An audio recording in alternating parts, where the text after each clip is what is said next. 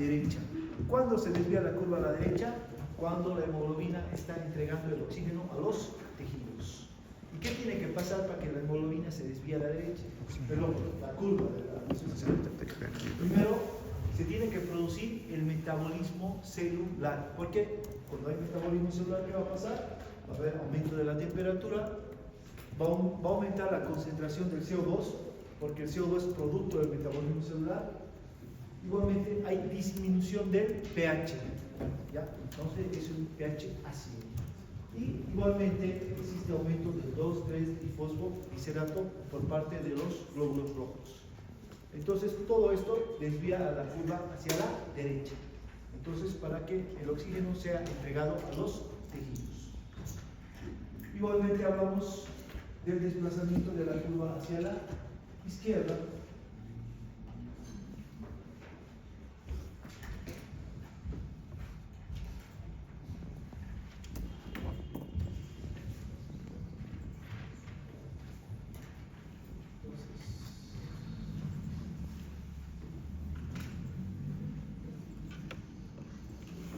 Entonces, el desplazamiento de la curva a la izquierda sobre todo se debe cuando está a nivel de los capilares y los alveolos pulmonares. ¿Por qué? Porque el CO2 va a ser desplazado por el oxígeno. Entonces el CO2 va a pasar hacia los alveolos para ser eliminado por la respiración. Por lo tanto, va a haber disminución del CO2, va a haber disminución de la temperatura. Porque si disminuye el CO2, el pH va a subir, se va a hacer más alcalino. Y igualmente existe disminución del 2,3-fosfoglicerato. Entonces, en esas dos situaciones va a haber la desviación a la curva hacia la derecha o desviación a la curva hacia la izquierda.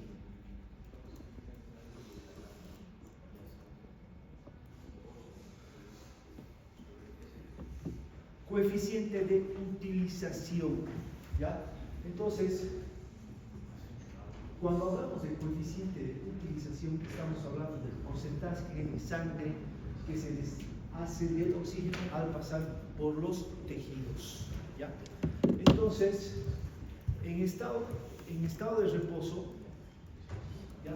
De las 100 partes de sangre que existen en la sangre arterial, al estar en los tejidos en estado de reposo, más o menos se deshace del 25% del oxígeno, ¿ya? Ese es el coeficiente de utilización en reposo. Deshace el 25%.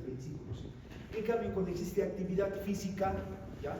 Entonces, durante la actividad física, este coeficiente de utilización aumenta del 100% del total del oxígeno, más o menos se deshace del 75 al 85%. Entonces, el coeficiente de utilización aumenta durante el oxígeno. Ahora, también Guyton describe que en algunos lugares donde la sangre circula muy lentamente, ¿ya? Entonces, este coeficiente de utilización, ¿ya? Entonces, la sangre se deshace del 100% del oxígeno. Ahora, efecto amortiguador de la hemoglobina frente al oxígeno. Entonces, en esto se describe cómo la hemoglobina amortigua, ¿ya? La entrega de oxígeno a nivel del espacio intersticial, ¿ya? Entonces, como ya hemos mencionado, ¿ya? En situaciones normales, estudiadas sobre el nivel del mar, sabemos que la presión a nivel de los alveolos pulmonares del oxígeno está a una presión de 100 a 105 milímetros de mercurio. Guyton menciona 104 milímetros de mercurio, ¿ya? Entonces, como ustedes saben, se produce el intercambio gaseoso, los glóbulos rojos, mediante la hemoglobina, van a tener una presión de 100 milímetros de mercurio a nivel del capilar pulmonar o extremo venoso, se mezcla con la sangre venosa a nivel de las venas pulmonares, sale con una presión de 95 milímetros de hasta los capilares, donde va a entregar el oxígeno y va a retornar con una presión de 40 milímetros de mercurio por las venas hasta la corazón derecho y por último hasta los capilares pulmonares, para nuevamente producirse este intercambio gaseoso. ¿Ya? Entonces, ¿qué pasa cuando estamos en lugares donde hay altura? Pongamos un ejemplo, Potosí, 4.200 metros. ¿Ya? Entonces, a nivel, ¿ya?, de los alvéolos, esta presión va a disminuir. ¿A más o menos cuánto disminuye? A 60 milímetros de mercurio. ¿Ya? Puede disminuir. ¿Ya? Pero digamos, este estudio más o menos se ha hecho en lugares de mayor altura. Creo que el Monte Everest tiene 5.200, si no me equivoco, más. ¿Ya? Pero se ha hecho de alpinistas. Entonces, que han demostrado que la presión ahí disminuye a una presión de 60 milímetros de mercurio. ¿Ya? Entonces, la presión del oxígeno a nivel de los alvéolos pulmonares. Entonces, cuando en vez de cargarse con una presión de 100 milímetros de mercurio a nivel de los capilares pulmonares, tiene una presión de 89 milímetros de mercurio y está saturando más o menos al 95% de hemoglobina. Entonces, con esa presión de 89 se dirige, pasa el corazón izquierdo, llega a las arterias de gran calibre, mediano calibre, y llega con esa presión de 60 milímetros de mercurio y con una saturación del 89%. ¿Ya? Entonces, pero la presión a nivel del intersticio se mantiene entre 5 a 40 milímetros de mercurio. Entonces, si estos alpinistas más o menos están en un estado de reposo, dicen que la presión a nivel del intersticio va a ser más o menos de 15 milímetros de mercurio y se va a conservar el intercambio gaseoso. Entonces, igualmente la presión va a ir disminuyendo hasta quedar en 40 milímetros de mercurio y va a entregar los 5 ml de oxígeno que corresponden. ¿Ya?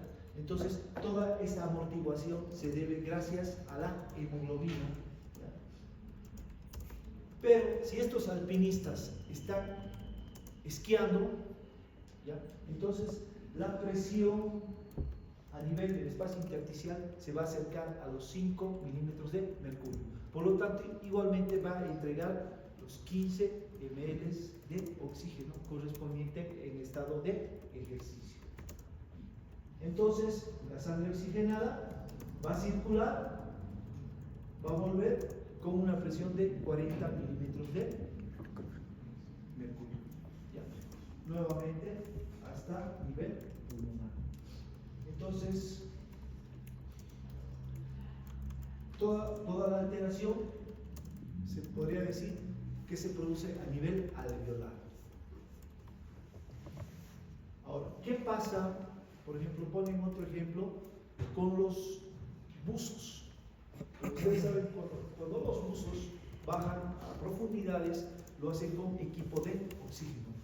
Entonces, al respirar oxígeno al 100%, tenemos que entender esta parte. Nosotros en área ambiente, más o menos, respiramos entre 20 a 21%. Pero, al usar un dispositivo con oxígeno, este aire se va a saturar al 100% de oxígeno. Entonces, la presión a nivel alveolar va a ser de 500 milímetros de mercurio. ¿Ya? Entonces, mi presión de oxígeno, parcial de oxígeno, a nivel del capilar pulmonar extremo venoso va a ser de 100%. Y con esta presión de 100% va a pasar el corazón izquierdo y va a llegar hasta hasta los capilares, ¿ya? Pero a nivel intersticial igualmente se mantiene con esta presión de 50 a 40 milímetros de mercurio. Entonces la presión va a disminuir igualmente 90, 80, 70, 60, 50 y va a entregar lo que corresponde: 5 ml en reposo o 15 ml si está en actividad física. Entonces, de esta manera la hemoglobina está amortiguando, por más que la presión de oxígeno haya aumentado o haya disminuido a nivel de los alveolos, ¿ya? Entonces, así se explica este efecto amortiguador.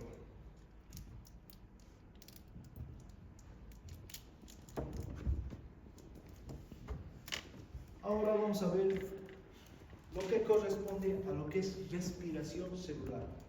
Entonces ya hemos visto el intercambio gaseoso que se produce a nivel pulmonar por parte del oxígeno. Ahora vamos a ver lo que pasa a nivel celular. Entonces aquí tiene que ver mucho con el metabolismo celular. Como ustedes saben, aquí es necesario el oxígeno para que se combine con los nutrientes, ya sea hidratos de carbono, lípidos o proteínas, para que se produzca el metabolismo celular, se produzca energía y por lo tanto se dan productos de desecho como es el agua y el CO2. Entonces, para que se produzca la respiración celular, lo primero que necesitamos saber es que tiene que haber una concentración adecuada de ADP, ¿ya? Entonces, tiene que haber siempre disponibilidad de ADP, ¿ya? Entonces, ¿qué dice Guyton?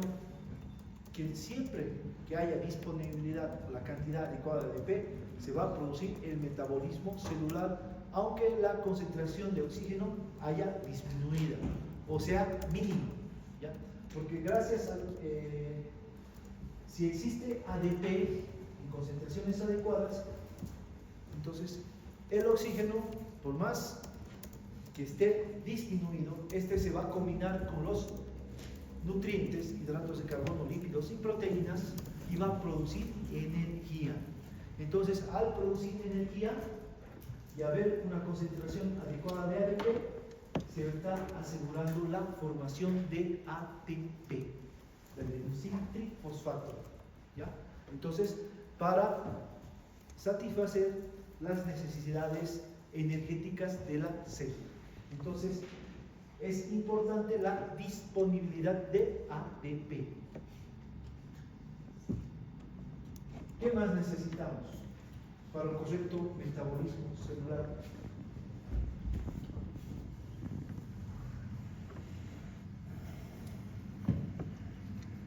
Difusión del oxígeno del capilar a la célula.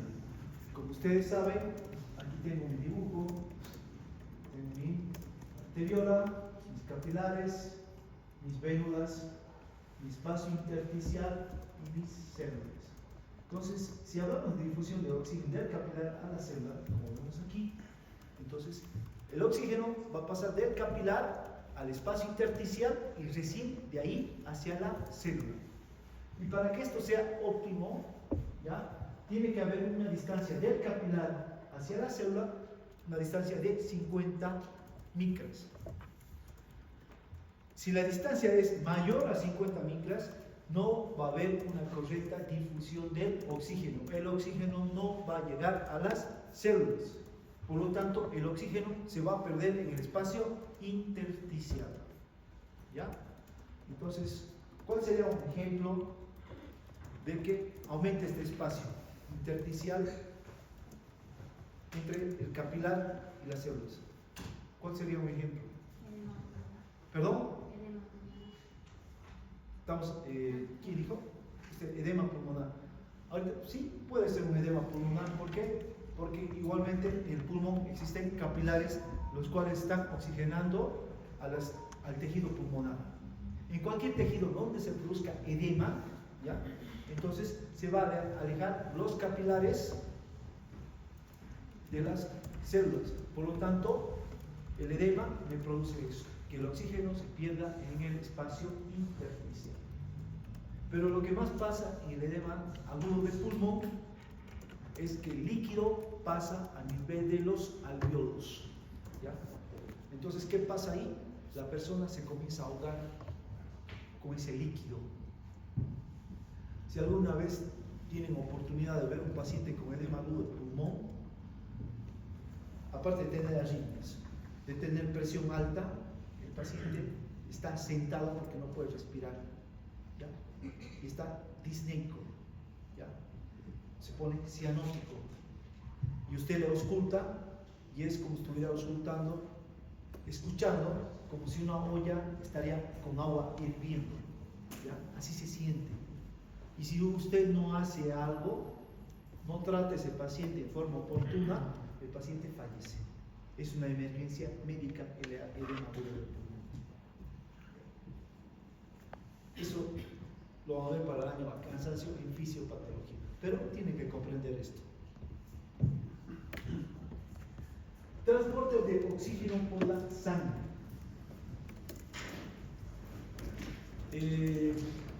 Entonces, si hablamos del transporte de oxígeno por la sangre, nosotros sabemos que en la sangre el responsable de transportar el oxígeno son los glóbulos rojos.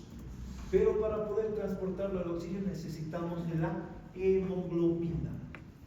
Entonces, ¿cómo se llama cuando la hemoglobina está disminuida? ¿Cómo se llama esta enfermedad? Cortés. Hago un hemograma y me sale que la hemoglobina está en 10, o 9. Un hematocrito de 28, 29, poner. ¿Cómo se llama esto? ¿Cómo crees? Héctor, anemia. Siempre hablamos de anemia. Entonces, en situaciones de anemia, cuando la hemoglobina está disminuida, entonces en estas situaciones va a estar alterado el transporte de oxígeno. Los tejidos no van a recibir el oxígeno de manera adecuada. Entonces, por eso es importante, por ejemplo, cuando un paciente entra a quirófano por una cirugía programada, lo que sea, una colecistectomía o algo programado, cualquier tipo de cirugía, el paciente tiene que tener una hemoglobina normal. ¿Por qué? Porque estoy asegurando que mis tejidos, los más nobles, las neuronas, riñones, hígado, se van a oxigenar correctamente. Entonces, por eso se pide, para descartar una anemia. Entonces, ¿qué otras situaciones disminuiría el transporte de oxígeno? En un shock hipovolémico. ¿Por qué? Porque se pierden glóbulos rojos, se pierde sangre. Por lo tanto, si se pierden glóbulos rojos, igualmente la hemoglobina va a estar disminuida. Entonces, no va a haber la correcta entrega de oxígeno a los tejidos. ¿Qué más? Insuficiencia cardíaca, sobre todo del corazón izquierdo. Entonces, el ventrículo izquierdo, por la insuficiencia, no se contrae correctamente. Entonces, ¿qué va a pasar? La sangre que sale del ventrículo izquierdo sale con muy poca fuerza, ¿ya? Entonces no llega correctamente hacia los tejidos. A esto se llama éstasis circulatoria. Entonces es otra causa por la cual se afecta el transporte del oxígeno en la sangre. Entonces, resumiendo, ¿de qué depende la respiración celular? Uno, de la disponibilidad del ADP. Otro, de que la difusión del oxígeno del capilar celular no, ese espacio intersticial del capilar celular no aumente más de 50 micras. Y por último, del transporte del oxígeno por la sangre. Entonces, de todo esto depende la respiración celular. Mecanismos que permiten el transporte de oxígeno a la célula. Entonces, como ustedes saben, el oxígeno, como vemos aquí en la imagen, llega a los pulmones. Entonces, por gradiente de presión va a pasar de los alvéolos a los capilares, en su extremo venoso, Entonces llega al corazón izquierdo, pasa las arterias y va a llegar hacia los capilares. Entonces, ¿qué pasa aquí? Existe, como ya sabemos, un desplazamiento del oxígeno por el CO2. El CO2 a nivel de los tejidos va a ser desplazado. El oxígeno va a ser desplazado por el CO2. A esto se llama fenómeno de Bohr. ¿Por qué? Bohr ha sido el que ha estudiado este fenómeno. Entonces, ¿qué es el fenómeno de Bohr? Es el desplazamiento del oxígeno por el CO2. Entonces, ¿qué pasa aquí? Que la sangre se va a cargar de CO2. Y con esta concentración con CO2, entonces la sangre venosa circula por las venas, llega al corazón derecho, y este CO2, ¿qué va a pasar? Por gradiente de presión va a pasar del capilar pulmonar hacia los alvéolos para ser eliminado por la respiración. Pero aquí el CO2 va a ser desplazado por el oxígeno, ¿ya? Entonces a esto se llama efecto de Haldane, que es el desplazamiento del CO2 por el oxígeno. Entonces, estos dos fenómenos se producen tanto a nivel de los tejidos como a nivel pulmonar.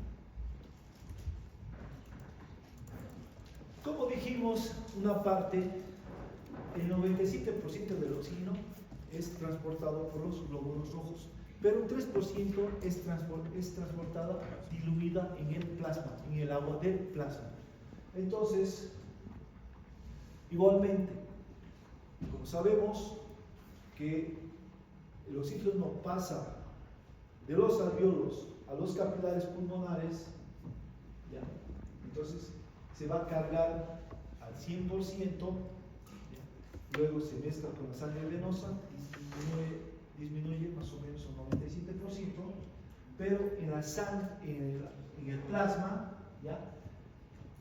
Este va a estar a 95 milímetros, la presión parcial del oxígeno va a ser a 95 milímetros de mercurio.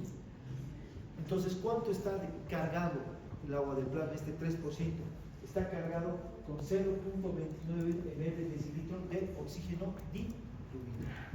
Entonces, igualmente esto va a llegar hasta los capilares de los tejidos, y entonces aquí se produce el intercambio. Igualmente la presión va a bajar a 90, 80, 70, 60, hasta 40, y el oxígeno que está en el agua del plasma va a entregar 0,17 ml de decilitro. Entonces, a nivel del extremo venoso, que está a una presión de 40 milímetros de mercurio, va a retornar este oxígeno diluido en el plasma con 0,12 ml decilitro hasta los capilares pulmonares. ¿Para qué? Para que ahí nuevamente recobrar estos 0,17 ml decilitro que ha entregado a nivel de los tejidos. Y nuevamente se carga con 0,29 ml de decilitros de oxígeno. ¿Ya? Entonces, esto pasa con el oxígeno diluido en el agua del plasma. Mujer embarazada, ¿qué tiene que ver la mujer embarazada? Como ustedes saben, la mujer cuando está embarazada es la responsable de entregar oxígeno a su feto. Pero ustedes saben que los glóbulos rojos no pasan la membrana feto-placentaria. Entonces, ¿de dónde obtiene el oxígeno? Igualmente de este 3% que se encuentra en el plasma. Pero el feto lo aprovecha al 100%.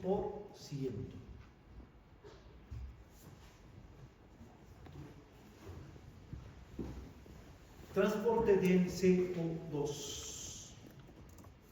Entonces ya hemos visto lo que es el transporte del oxígeno. Ahora vamos a ver lo que es el transporte del CO2. Para entender esta parte, bueno, aquí tengo la imagen de los alvéolos, la circulación pulmonar, la circulación sistémica, mi corazón izquierdo, mi corazón derecho, mis tejidos, mi espacio intersticial, ¿ya? Entonces, a nivel intracelular, ¿por qué me interesa primero saber esto? Porque ustedes saben que el CO2 se produce por el metabolismo celular. Entonces, el metabolismo celular, ¿cuál es el producto final? Es el CO2 y el agua. Entonces, ¿a qué presión está el CO2 a nivel celular? A nivel intracelular, como vemos aquí, la presión es de 46 milímetros de mercurio. Ahora, la presión del CO2 a nivel del espacio intersticial es de 45 milímetros de mercurio. Y a nivel de los capilares, su extremo venoso, la presión es de 45, se mantiene en 45 milímetros de mercurio. Por lo tanto, con estos 45 milímetros de mercurio va a ir por las venas, gracias a la cava superior e inferior va a llegar al corazón derecho y llega hasta el extremo arterial de los capilares pulmonares. ¿Y a qué presión se encuentra el CO2 a nivel de los pulmones? Se encuentra a una presión de 40 milímetros de mercurio. ¿Ya? Entonces, ¿qué pasa aquí? Por diferencia de presión va a pasar de los capilares pulmonares hacia los alvéolos. ¿Por qué? Porque su presión a nivel del capilar pulmonar es de 45 milímetros de mercurio. Entonces, se produce esta entrega por diferencia de presión y a nivel del extremo venoso del capilar pulmonar, su presión va a ser de 40 milímetros de mercurio.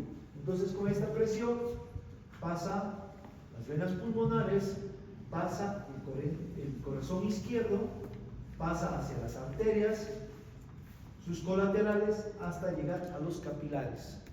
Y en los capilares, entonces, llegan con una presión de 40 milímetros de mercurio. Entonces, por diferencia de presión, el CO2 va a pasar el espacio intersticial y de ahí hacia los capilares en el extremo venoso. Entonces, son las presiones que se manejan para el transporte de CO2. Entonces, ahora se preguntarán, ¿a qué volumen de CO2 se transporta? Cuando el CO2 pasa de las células hacia los capilares, los capilares es su extremo venoso, o si quieren las venas, están transportando 52 ml por decilitro de CO2. Y este CO2, estos 52 ml, llegan hasta los capilares pulmonares. Y cuando se produce este intercambio, ¿cuánto de CO2 entregan? Entregan 4 ml decilitro. Entonces pasa 4 ml hacia los alvéolos y estos 4 ml son los que son expulsados por la expiración. Entonces, cuando pasa a la sangre arterial, o sea, a las venas pulmonares, quedan 48 ml decilitro. Y con estos 48 ml decilitro, porque he entregado 4, circula venas pulmonares, corazón izquierdo, arterias colaterales, hasta llegar con estos 48 ml decilitro. Entonces, ¿cuánto entrega las células para que se vuelva a cargar con 52?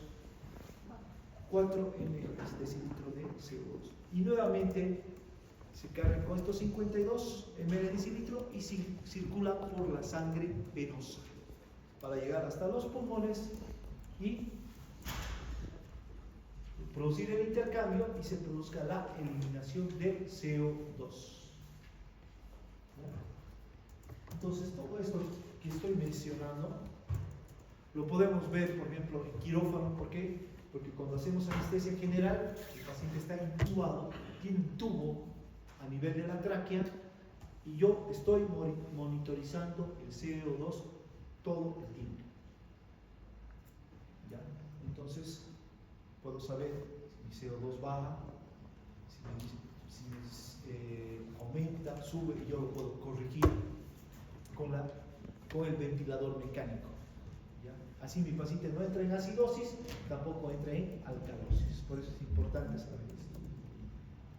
Ahora, si pasaría algo en quirófano y mi paciente entra en paro, ¿cuánto sería el CO2?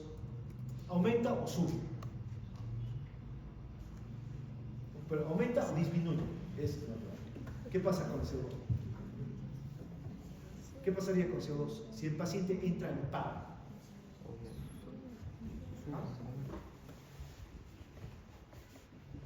¿Cuál sería la lógica aquí? Por ejemplo, cuando nosotros estamos reanimando a un paciente, haciendo compresiones, ventilando, no podemos controlar el CO2, porque no hay un dispositivo. Pero en quirófano sí podemos. ¿Por qué? Porque el paciente está conectado a un monitor multiparamétrico que me mide el CO2. ¿Cómo estaría aquí el CO2? ¿Disminuido o estaría aumentado el CO2? Aumentado. ¿Qué dice Salas? Usagaste, ¿qué dice? Aumentado. Luz. También Hugo. Disminuido. Sandra. Disminuido. ¿Por qué está aumentado Usagaste? ¿Cuál es su lógica? Su análisis. Pues tenemos que analizar esto. ¿Por qué Salas? ¿Qué ciclo no se lleva bien?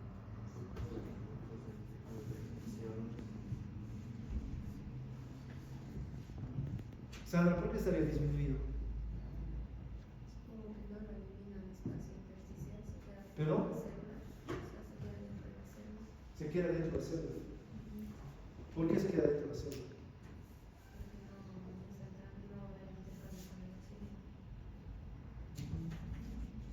Pero si yo estoy comprimiendo, estoy ventilando, estoy llevando a cabo la función del corazón, ¿qué estoy buscando?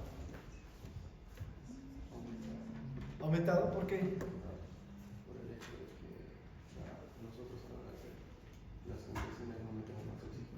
Entonces, si no hay más oxígeno, la célula con el poco oxígeno que le queda sigue haciendo como que es el ciclo respiratorio y sigue creando lo que es CO2.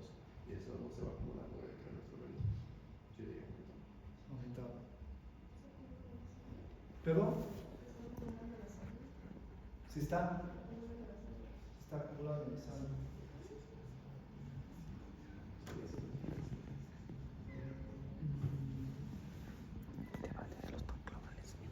Si alguna vez tiene la oportunidad, cuando un paciente entra en paro, ¿ya?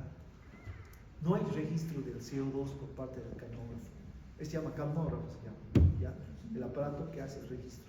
No existe registro del CO2 expirado, ¿ya? Entonces, ¿por qué?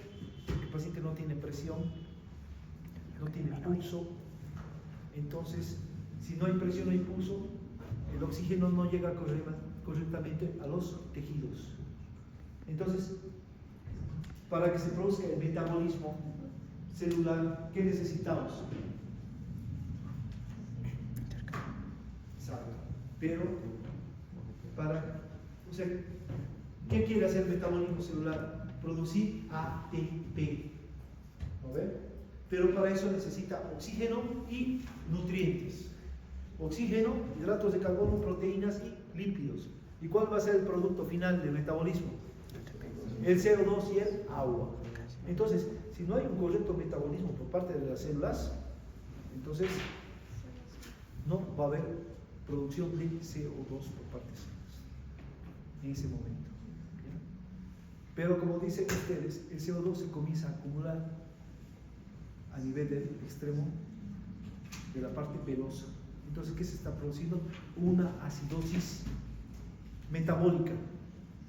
El CO2 va a estar aumentado, pero no se llega a registrar por la capnografía, ¿ya? Porque nosotros lo hacemos respirar artificialmente al paciente y le estamos haciendo compresiones. El momento que el paciente le vuelve la presión, vuelve a latir su corazón, recién se comienza a registrar el CO2 expirado por parte del capnógrafo. Entonces, esto lo van a ver en fisiopatía, ¿ya? Entonces, es importante saber esto. O sea, ¿a qué quiero llegar con todo esto? Si ustedes reaniman correctamente a un paciente en paro, aparte de tener pulso, de tener presión, entonces, si tienen un monitor multiparamétrico, van a ver que se va a ver la curva de CO2, o sea, van a poder ver el registro del CO2, pero va a estar bajísimo, va a estar más o menos 20, 25, queriendo llegar al 25, porque lo normal, por ejemplo aquí estamos en altura, es más o menos de 25 a 40 milímetros de mercurio. Eso es más o menos lo normal, ¿ya? Que uno quiere mantener, pero no hay registro de CO2. Y lo que baja el pH.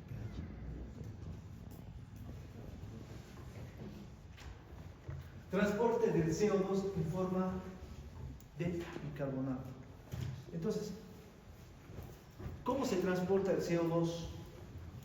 ¿Ya? El CO2, ¿ya? Como saben ustedes, es producto del metabolismo celular, ¿ya?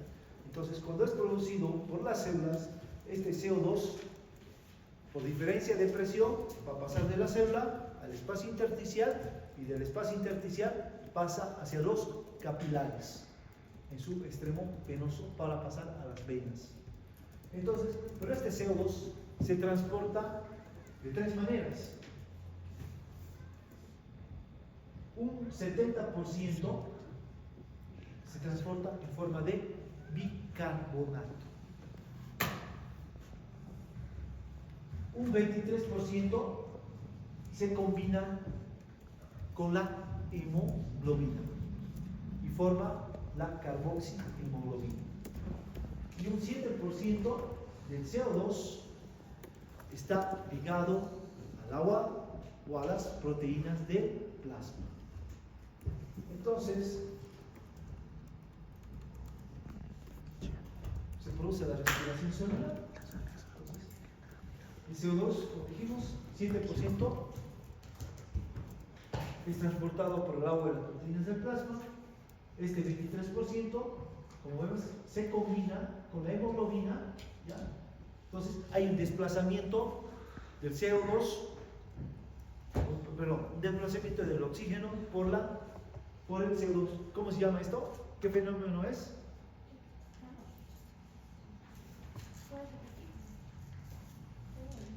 El oxígeno es desplazado por el CO2. ¿Cómo se llama este efecto? Fenómeno, efecto de Bohr. Entonces, esto corresponde al 23%. ¿Ya? Y un 70% de este CO2, producto del metabolismo celular, ¿qué pasa? Ingresa dentro del glóbulo rojo, como vemos aquí, se combina con el agua y forma, ¿qué formaría? El CO2 más agua. ¿Qué? No. ¿Qué es esto? Esto llevado en química. De primero a sexto secundaria. ¿Qué es? ¿Ah? ¿Qué es? Pero diga. No. No tenga miedo de equivocarse. Aquí nos tenemos que equivocar. Es CO2 más agua. Ácido carbónico, eso. Ácido carbónico. Perfecto. ¿Ah? El ácido carbónico, como vemos aquí, ¿ya? Pero, ¿qué pasa? El glóbulo rojo no puede aguantar esa acidez que produce el ácido carbónico. Entonces, gracias a la hemoglobina, ¿ya? La hemoglobina amortigua esta acidez. Entonces, el ácido carbónico se va a desdoblar el ion bicarbonato y hidrógeno. Entonces, ¿qué pasa?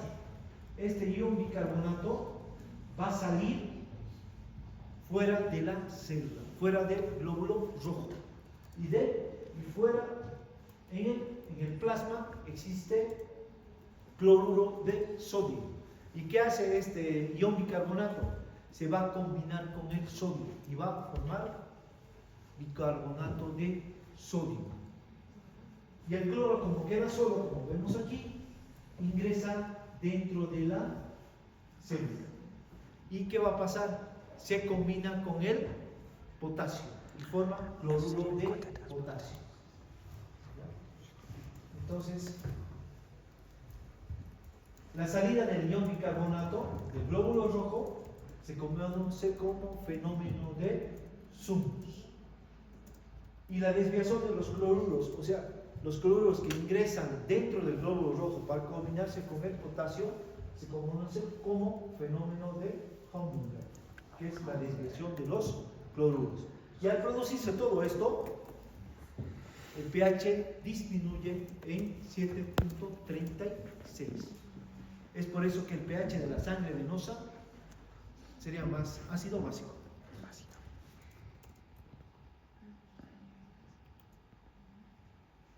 ¿Qué sería? Más ácido. Tiene tendencia a la acidez. 736. Es explicado por esto.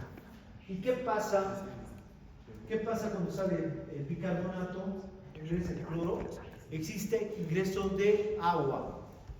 Entonces el glóbulo rojo se hincha. Es por eso que los glóbulos rojos a nivel de la sangre venosa tienen mayor tamaño que los glóbulos rojos de la sangre arterial. Entonces,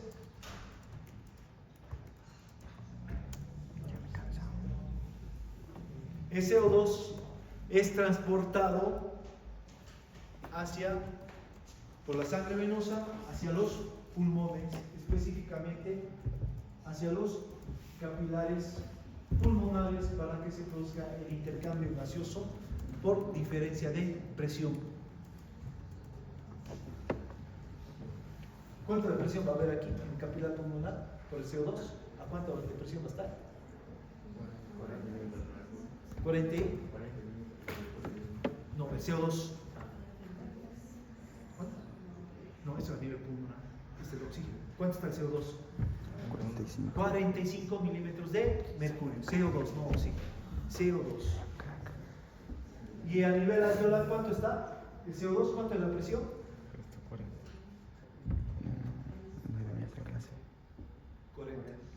Entonces, por diferencia de presión, va a pasar hacia los pulmones. Entonces, el CO2 que está diluido en el plasma y las proteínas, ¿cuánto corresponde? 7%. Entonces, ese CO2 pasa para ser eliminado. Luego, esta carbaminohemoglobina, que es el CO2 que ha desplazado al oxígeno en los tejidos, va a ser desplazado por el oxígeno. Entonces, se produce el fenómeno de Hamelin. El oxígeno desplaza al CO2 a nivel pulmonar. ¿Y qué pasa con los glóbulos rojos? Que llevan el 70% del CO2. Primeramente, para llegar a los capilares pulmonares, tienen que deshacerse de esa agua, si no, no pasan. Entonces, primeramente sale el agua del glóbulo rojo hacia el plasma.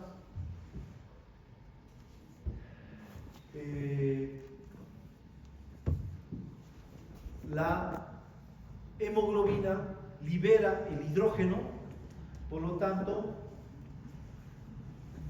el cloro vuelve a salir fuera de la célula para nuevamente combinarse con el sodio, forma cloruro de sodio. El ion bicarbonato vuelve a ingresar dentro del glóbulo rojo y se combina con ese hidrógeno que dejó libre la hemoglobina. Entonces, nuevamente se forma ácido carbónico. Pero ¿qué pasa aquí? Aquí no va a actuar la anhidrasa carbónica. Entonces, se va a desprender el CO2 y va a pasar desde los capilares hacia los alvéolos. Entonces, el CO2, o sea, no hay, la anhidrasa carbónica no lo estabiliza. Entonces, este ácido carbónico nuevamente se divide. ¿Qué sería la palabra? El ácido carbónico, para que sea CO2, hidrógeno, desdobla y desdobla. ¿Cuál sería la palabra química? No me acuerdo. Puede ser. No me acuerdo cómo se llama la palabra. Como no me lo sé de memoria. Pero se separa el ácido carbónico en CO2 e hidrógeno. Entonces, este CO2 es eliminado, o sea, pasa del capilar pulmonar hacia los alvéolos. ¿Ya? Entonces, de todo esto de aquí que es descrito, ¿cuánto se elimina de CO2? ¿Cuánto pasa de la sangre venosa hacia los alvéolos? De todo esto. 4 ml de cilindro.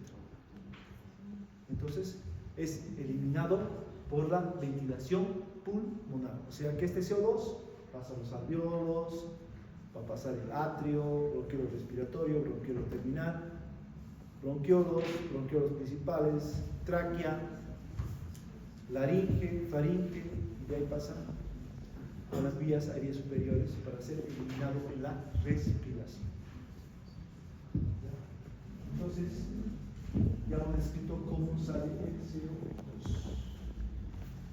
Por último, para no marearlos mal y no cansarlos, porque son varios datos que les damos hoy día, hay el cociente respiratorio. ¿A qué se refiere esto? Estudia el cociente de eliminación del CO2 a través de los pulmones previa captación del oxígeno por los pulmones.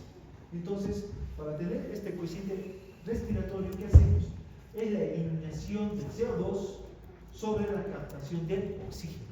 Entonces, ¿cómo se ha estudiado esto? Entonces, sabemos que para que se produzca el metabolismo a nivel de las células, los nutrientes, en este caso hidratos de carbono, lípidos y proteínas, se tienen que combinar con el oxígeno. ¿Por qué? Porque gracias a eso se produce el CO2. Entonces, como tengo aquí mi imagen, la glucosa se combina con 6 moléculas de oxígeno. ¿Cuál va a ser el producto final? 6 moléculas de CO2 y 6 moléculas de agua.